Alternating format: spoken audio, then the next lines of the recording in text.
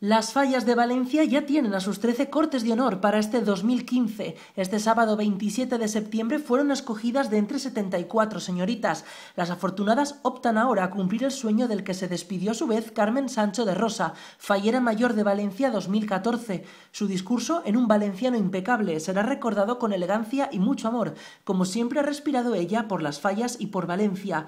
Las 13 señoritas escogidas representan ahora la valencianía, la fiesta, la cultura, el saber estar y la elegancia de toda mujer valenciana y fallera.